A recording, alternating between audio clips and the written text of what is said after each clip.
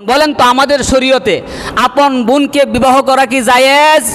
আরো জোর বলেন, জায়েজ না জায়েজ? কিন্তু আদমের শরীয়তে আপন বোনকেও বিবাহ করা না জায়েজ, কিন্তু আল্লাহ তাআলা জরুরতের কারণে জায়েজ করে দিয়েছেন একটা পদ্ধতির মাধ্যমে। সুবহানাল্লাহ বলেন। পদ্ধতির মাধ্যমে। পদ্ধতিটা কি? যে একসাথে দুইজন সন্তান জন্মগ্রহণ করেছে, একজন ছেলে আরেকজন মেয়ে, একজন ছেলে আরেকজন মেয়ে। যারা একসাথে জন্মগ্রহণ করেছে এরা হলো সহোদর, আপন ভাই বোন। এদের কাছে বিবাহ শাদী বৈধ নয়, তারা বিবাহ শাদী বৈধ নয়। কিন্তু পরের বছর যে সন্তানগণ জন্মগ্রহণ করেছেন, ছেলে এবং মেয়ে, আগের বছরের ছেলে পরের বছরের মেয়ে এবং পরের বছরের ছেলে আগের বছরের মেয়ের সাথে বিবাহ দেওয়ার বিধানটা দিয়েছেন কে? আল্লাহ। এতটুকু একটা হয়ে গেছে। ইনশাল্লাহ কুরবানি কেমন করে আসলো আদম থেকে ইনশাল্লাহ আলোচনা করব।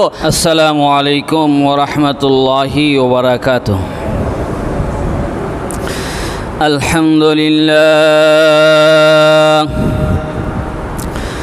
আলহামদুলিল্লাহি নাহমাদুহু ওয়া নাস্তাঈনুহু ওয়া নাস্তাগফিরুহু ওয়া নু'মিনু বিহি ওয়া নাতাওয়াক্কালু আলাইহি ونعوذ بالله من شرور أنفسنا ومن سيئات أعمالنا من يهده الله فلا مضل له ومن يضلل فلا هادي له ونشهد أن لا إله إلا الله وحده لا شريك له ونشهد أن سيدنا وسندنا وحبيبنا وحبيب ربنا وطبيبنا وطبيب قلوبنا ومولانا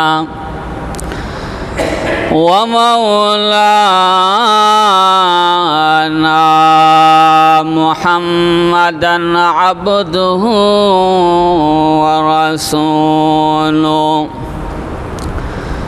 صلى الله تعالى عليه وعلى آله وأصحابه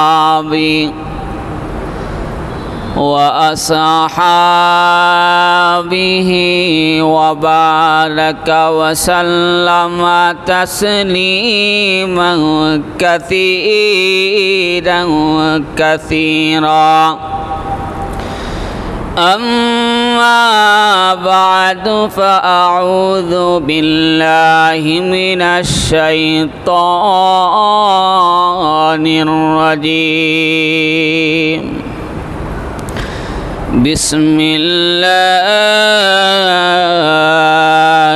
الرحمن الرحيم إنا أعطيناك الكوثر فصل لربك وانحر إن شانئك هو الأبتر. وقال النبي صلى الله عليه وسلم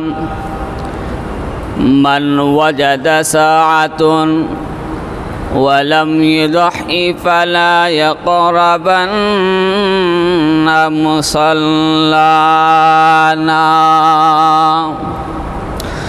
وقال تعالى في شان حبيبه ومحبوبه ومقبرا إن الله وملائكته يصلون على النبي يا أيها الذين آمنوا صلوا عليه وسلموا تسليما.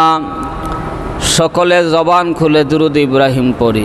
আল্লাহুম্মা সাল্লি আলা মুহাম্মাদিন ওয়া আলা আলি মুহাম্মাদ কামা সাল্লাইতা আলা ইব্রাহিম ওয়া আলা আলি ইব্রাহিম ইন্নাকা হামিদুম মাজিদ।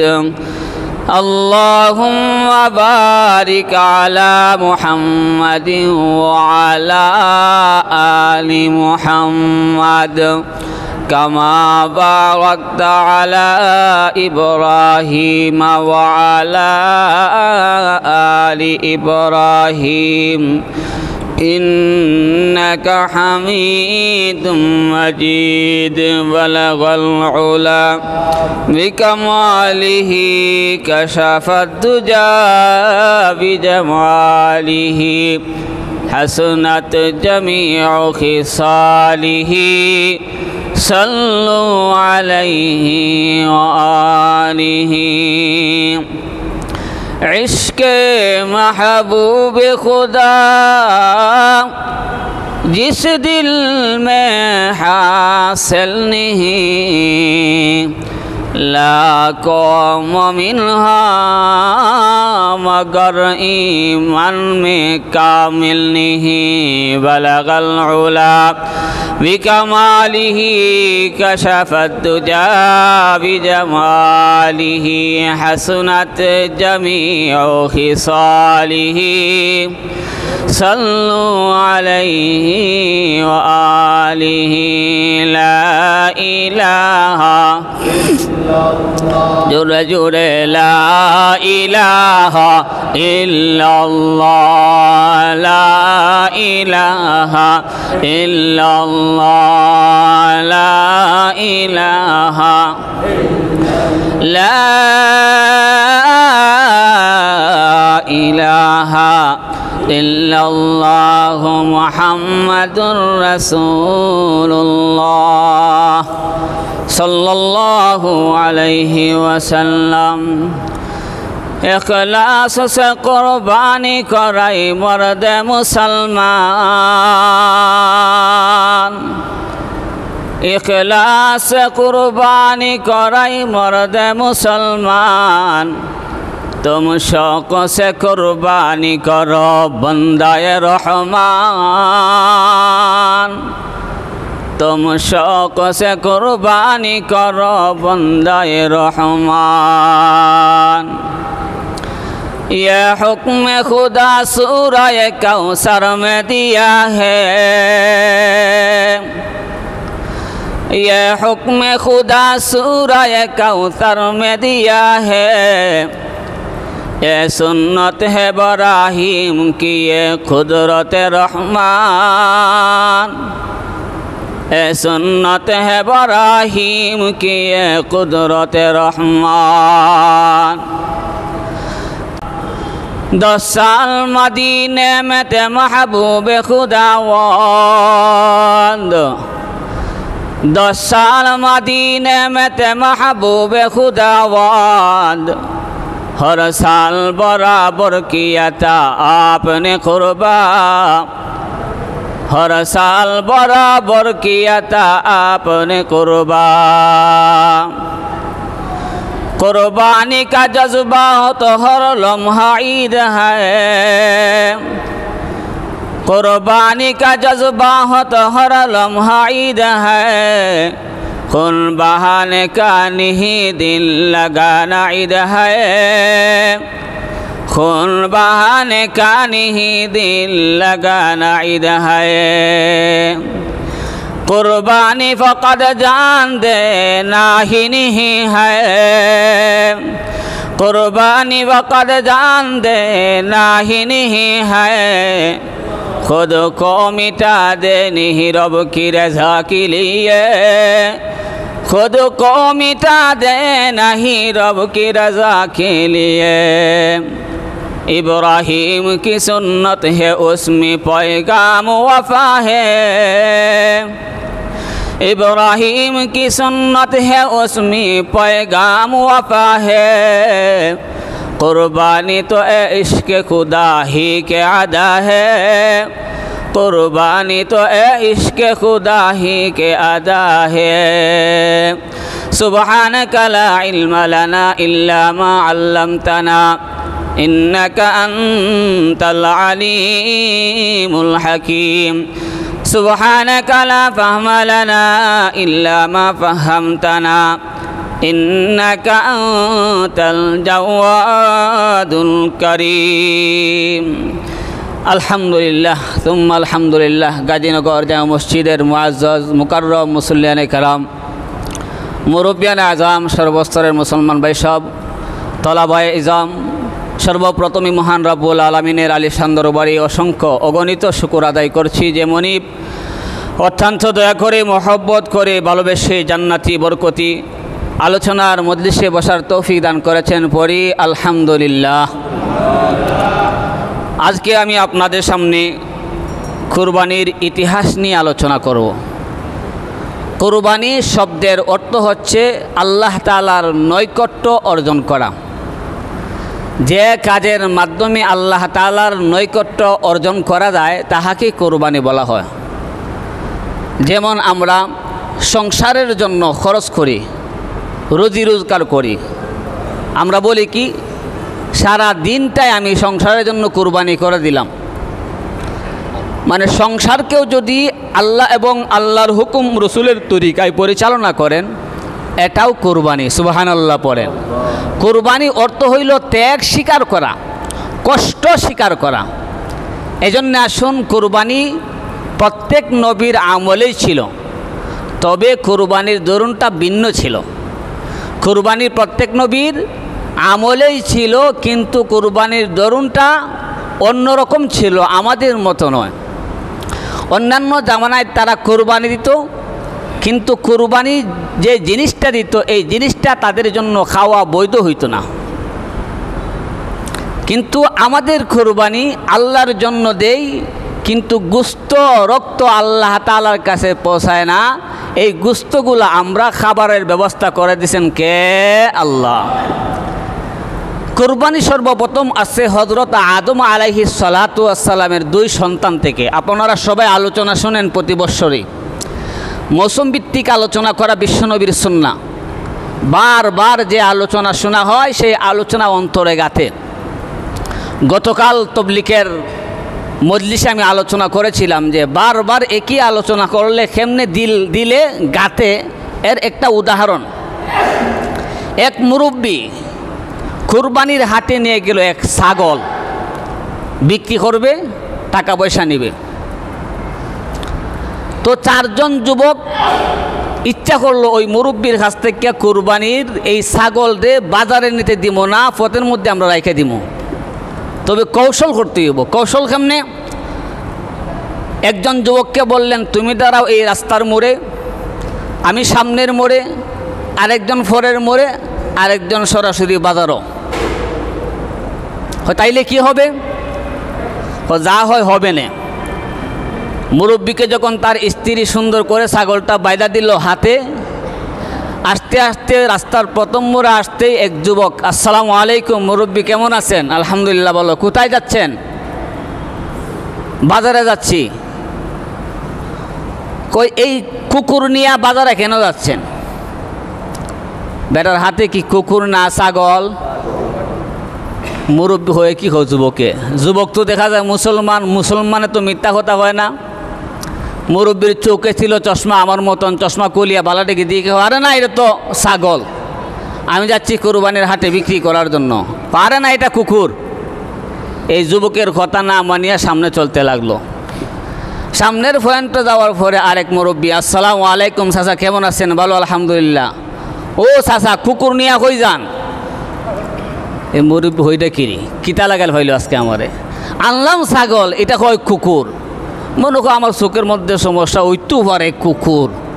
তারপরেও বেড়ার তো টাকার খুব প্রয়োজন, বাজার নিয়ে ছাগল বিক্রি করতে হবে, টাকা আনতে হবে।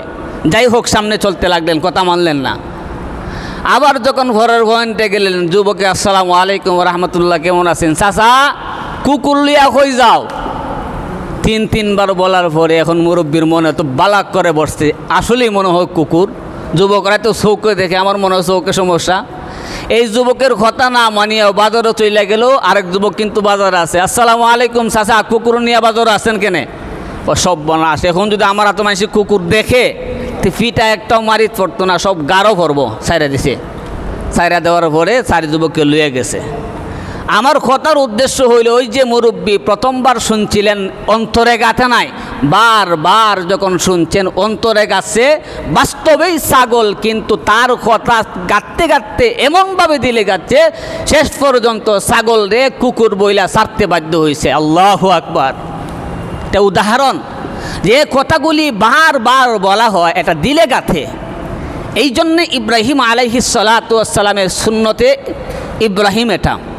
কিন্তু এর আগেও পয়গাম্বরদের জামানায় কোরবানি ছিল, তবে তাদের কোরবানিটার ধরন ছিল ভিন্ন রকম, আমাদের মতো নয়।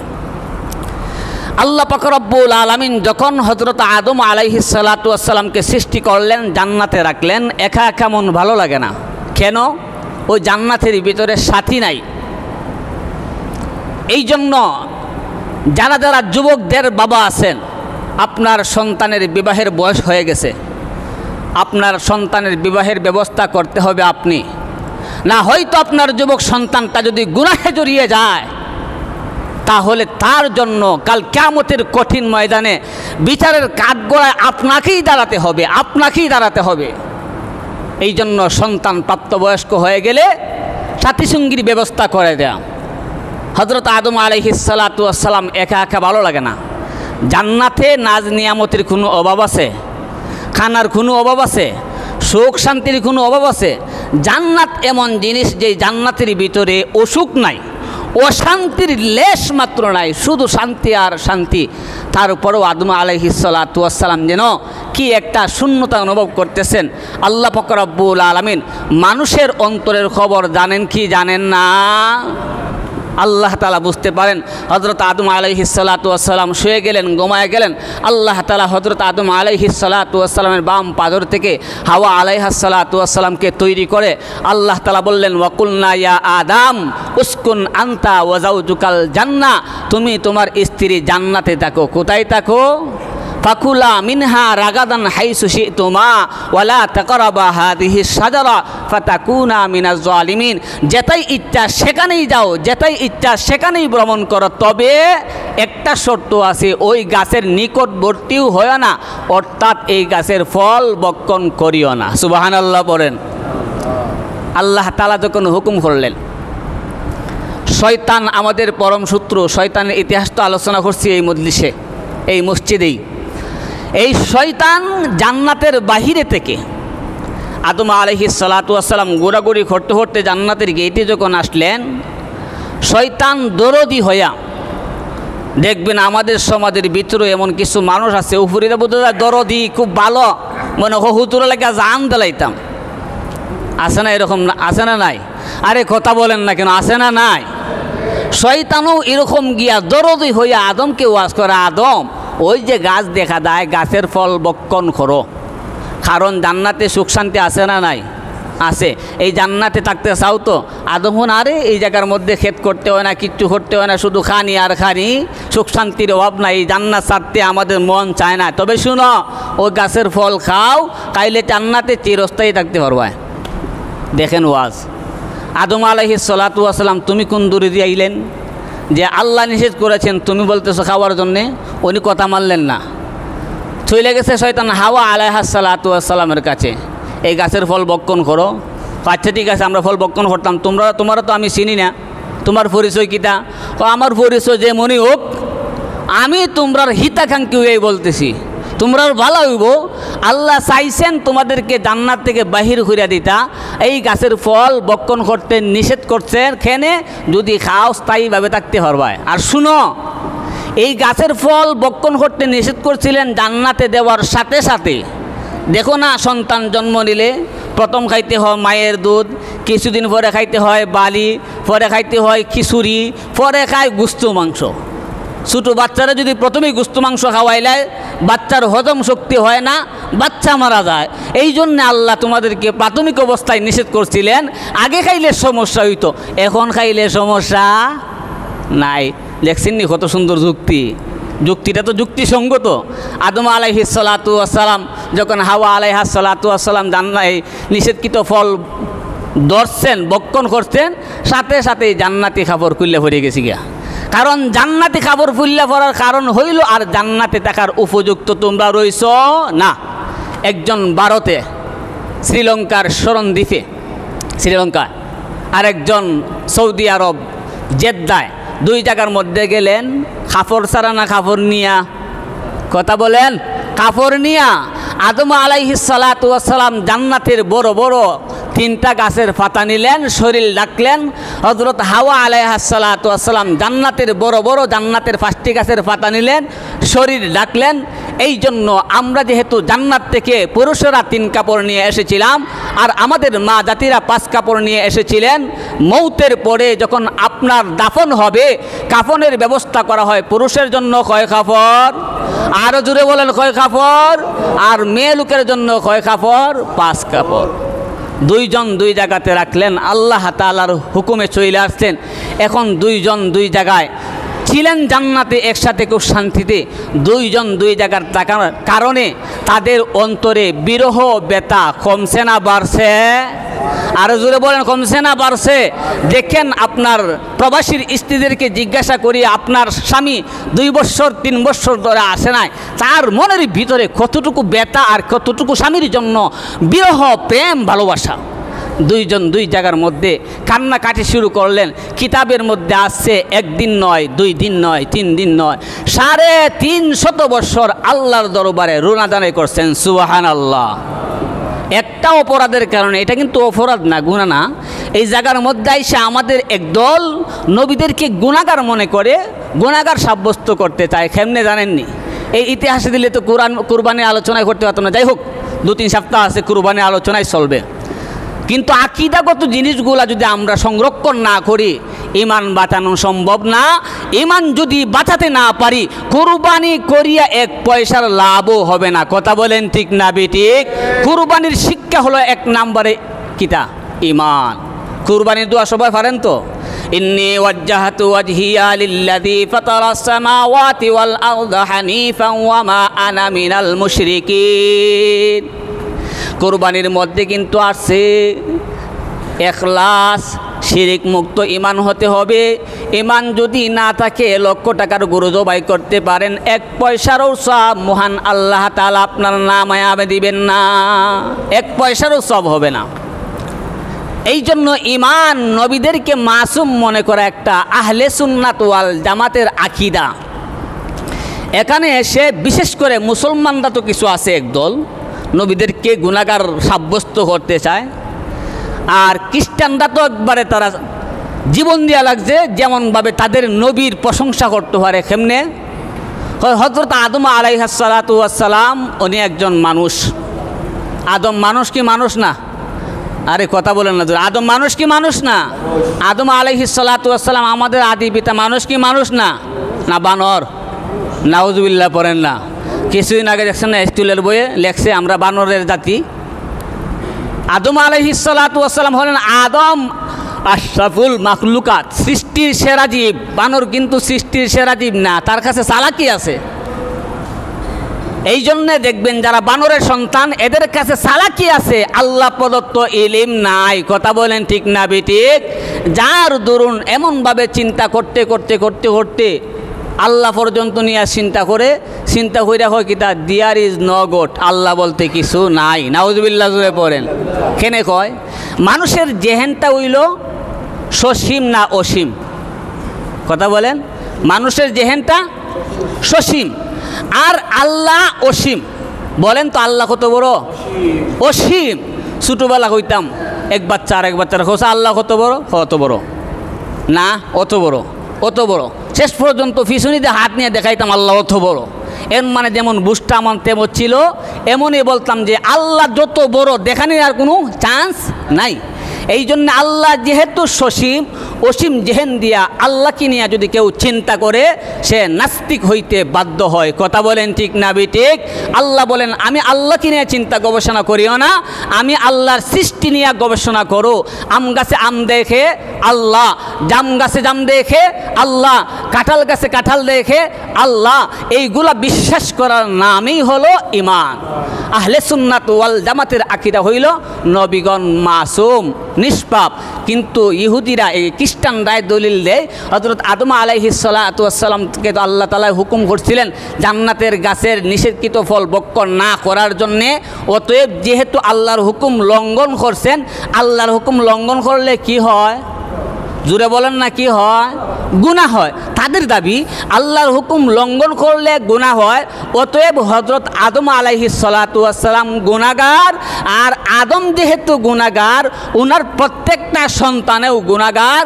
আর যেহেতু হযরত মুহাম্মদুর রাসূলুল্লাহ সাল্লাল্লাহু আলাইহি ওয়াসাল্লাম আদমের সন্তান, মুহাম্মদও গুনাহগার। পড়েন না নাউজুবিল্লাহ। এই জন্য আল্লাহ চাইছেন যে মানব কুলে মানুষ জন্ম না দিয়া এমন একজন রসুল দুনিয়াতে প্রেরণ করবেন যিনি মানব কুলে জন্মগ্রহণ করবেন না, সরাসরি আল্লাহর সন্তান আমাদের নবী হযরত ঈসা আলাইহিস সালাতু ওয়াস সালাম আল্লাহর সন্তান। যেহেতু ঈসা আল্লাহর সন্তান, ঈসা নবী ছাড়া সমস্ত নবী ওই গুনাহগার, আমাদের ঈসা নবী হইলেন নিষ্পাপ। পড়েন না নাউজুবিল্লাহ। দেখেন কি যুক্তি দিছে। সাধারণ মুসলমান যারা আছে হত তো ঠিকই আল্লাহর হুকুম লঙ্ঘন করছে। সাধারণ মুসলমানের এক কথাই থাকবে, আমরা কোরআন হাদিস তেমন জানি না, কিন্তু কোরআনে যা আছে হাদিসে যা আছে সব সত্য। সুবহানাল্লাহ বলেন। এটা যদি বিশ্বাস করে তার নাম ঈমান। এক রাখালের কাছে গেছে একজন, হয় আল্লাহ আসেনি? আছে তো, দলিল দেও। রাখালের কাছে কি কোরআন হাদিসের দলিল আছে? আচ্ছা দলিল দিতাম। দলিল দাও। দলিল ছাড়া কি কথা বিশ্বাস করা যায়? রাখাল কয় একটু দাঁড়াও, ঘর থেকে দলিল লুই আই। গরু গিয়া ইয়া মোটা বাঁশ লুই আইছে। বাঁশ লুইয়া যখন উড়াইছে তার দিকে, ওই দিকে দেখো দলিল চাইছে তোর কাছে। এটাই তো দলিল, এটাই তো দলিল যে এত সুন্দর সৃষ্টি থাকার পরেও যে আল্লাহরে মানে না, আল্লাহকে চিনে না, এর দলিল এত বড় বাচ্চারা পৃষ্ঠার কোনো পাতার মধ্যে দলিল পাওয়া যাইতো না। সুবহানাল্লাহ বলেন। এই জন্যে সাধারণ মানুষের দলিল এক কথায় কোরআনে যা আছে হাদিসে যা আছে সব বিশ্বাস করি আমরা। সুবহানাল্লাহ জুড়ে পড়েন। তাদের যুক্তিটা বাঙ্গার দরকার আছে না নাই? আচ্ছা, হযরত আদম আলাইহিস সালাতু ওয়াস সালাম কোথায় ছিলেন? জান্নাতে। কোথায়? জান্নাতে। জান্নাতে কোনো ব্যক্তি যদি কোরআন শরীফ তেলাওয়াত করে, নামাজ পড়ে, আল্লাহর কোনো হুকুম পালন করে, বলেন তো জান্নাতে যাওয়ার পরে দুনিয়া ইন্তেকাল করার পরে, দুনিয়া সাইরা ইন্তেকাল পরে যখন জান্নাতে যাইমু, কোরআন তেলাওয়াত করমু 10 খতম, বলেন তো কয়টা সওয়াব হবে? জুড়ে বলেন, কয়টা সওয়াব হবে? একটাও সওয়াব হবে না। যদি জান্নাতে যাওয়ার পরে কোরআনুল কারীম খতম করলাম 10 খতম, একটা সওয়াবও হলো না। জান্নাতে যদি কোনো গুনাহ করি তে গুনাহ হইব নি? এই সুকুম বুদাইয়ের করে সুকুম বুদাই এরা এটাও বুঝে না যে জান্নাতে যেহেতু সব নিকির কোনো ফাংশন নাই, এই ফাংশন বন্ধ। জান্নাতে যাওয়ার সময় যাওয়ার পরে সব নিকির ফাংশন বন্ধ, কিন্তু দুনিয়াতে সব নেকির সাথে সম্পর্ক। সব করলে সব হবে, গুনাহ করলে গুনাহ হবে। জান্নাতে আদম আলাইহিস সালাতু ওয়াস সালাম যে হুকুম লঙ্ঘন করছেন, এটা কি দুনিয়াতে করছেন না জান্নাতে? তাইলে হযরত আদম আলাইহিস সালাতু ওয়াস সালাম গুনাহগার না। তাইলে আল্লাহ তাআলা দুনিয়াতে কেন পাঠাইলেন? এটাই আল্লাহ তাআলার কাছে খারাপ লাগছে। কি লাগছে? খারাপ লাগছে। যার দরুন আল্লাহ সহ্য করতে পারেন নাই, জান্নাতে থাকার উপযুক্ত নয়। কিন্তু আল্লাহ তাআলার কাছে তো জানাই আছে যে আদম দুনিয়াতে পাঠানোর উদ্দেশ্য। আদম আলাইহিস সালাতু ওয়াস সালাম দুইজন দুই জায়গার মধ্যে চলে আসছেন। কানতে কানতে 350 বছর কান্নাকাটির পরে এক জায়গায় মিলিত হয়েছিলেন, যেই জায়গার নাম হইল আরাফা। আওয়াজ করে পড়েন সুবহানাল্লাহ। আরাফা, আরাফা, আরাফার ময়দানে এমন কোনো নবী নাই যারা আরাফার ময়দানে উপস্থিত হন নাই। বর্তমান সময়ে আগামী মাসের জিলহজ মাসের কত তারিখ? নয় তারিখ আরাফার ময়দানে গিয়ে অবস্থান করবেন। বলা হয়েছে আরাফাই হজ, যারা আরাফায় উপস্থিত হবে না তাদের হজ হবে না। আর আরাফার দিনে এত অসংখ্য অগণিত মানুষদেরকে মাফ করা হয়, যার দরুন শয়তান দোলায় গড়াগড়ি করে যে হায় সারা জীবন মাফ করাইলাম, নিমিষে আল্লাহ মাফ করে দিল। সুবহানাল্লাহ পড়ে। এই যে আরাফার ইতিহাস। যাই হোক, দুইজন আসলেন দুনিয়াতে। আসার পরে আল্লাহ তাআলা তাদের গর্ভে সন্তান দেওয়া শুরু করলেন। প্রতি বৎসর আমাদের সন্তান হয় একজন, ঘটনাক্রমে কারো হয় দুইজন, কারো হয় তিনজন, কারো হয় চারজন, এরকম ঘটনাক্রমে হয় হঠাৎ। কিন্তু নিয়ম তো একজনের ঘরে সন্তান কয়জন হয়? একজনই হয়। হযরত আদম আলাইহিস সালাতু ওয়াস সালামের বেলায় নিয়ম ছিল একসাথে দুইজন সন্তান জন্ম নিত। এইভাবে আল্লাহ তাআলা আদম এবং হাওয়া আলাইহিস সালাতু ওয়াস সালামের ঘরে মহান আল্লাহ পাক রব্বুল আলামিন 20 জোড়া সন্তান দান করেছিলেন। সুবহানাল্লাহ বলেন। কয় জোড়া? আজকে তো আমরা ইতিহাস জানি না, ইতিহাস জানার প্রয়োজন। আল্লাহ তাআলা 20 জোড়া সন্তান দান করছেন। তাইলে 20 জোড়া কতজন হইছে? 40 জন সন্তান আল্লাহ তাআলা হযরত আদম আলাইহিস সালাতু ওয়াস সালামকে দান করছিলেন। কিন্তু একজন সন্তান দিছিলেন জোড়া ছাড়া, ওনার নাম হলো হযরত শীস আলাইহিস সালাতু ওয়াস সালাম। উনি ছিলেন একজন পয়গাম্বর, ওনার সাথে কোনো জোড়া নাই। আল্লাহ তাআলা হযরত আদম আলাইহিস সালাতু ওয়াস সালামকে 50টি সহিফা দিয়েছিলেন। কয়টা? জোরে পড়েন, কয়টা? 50টা সহিফা। সহিফা এবং বড় কিতাব মিলিয়া ছাত্র ভাইয়েরা বলেন তো আসমানি কিতাব কয়টা? জোরে বলেন, ছাত্র ভাইয়েরা বলেন। 104খানা কিতাব, এর মধ্যে 4টা কিতাব বড়, 100টা ছোটো। এই ছোটো কিতাবের মধ্যে 50টাই দিলেন একা আদম আলাইহিস সালাতু ওয়াস সালামকে। কয়টা? 50টা দিয়েছেন কারে? আদম আলাইহিস সালাতু ওয়াস সালামকে। আর 30টা দিলেন ওনার সন্তান হযরত শীস আলাইহিস সালাতু ওয়াস সালামকে। তাইলে 50 আর 30 কত হইছে? 80টা কিতাব তারা বাপ বেটায় নিয়ে নিয়েছে। রইছে আর কয়টা? 24টা। কয়টা? 24টা কিতাব বাকি এবং নবীদেরকে দেওয়া হয়েছে। আমাদের নবী মুহাম্মদুর রাসূলুল্লাহ সাল্লাল্লাহু আলাইহি ওয়াসাল্লামকে শুধুমাত্র একটা কিতাব দেওয়া হয়েছে, যেই কিতাব হইল 103খানা কিতাবের চেয়ে অনেক গুণে শ্রেষ্ঠ। সুবহানাল্লাহ।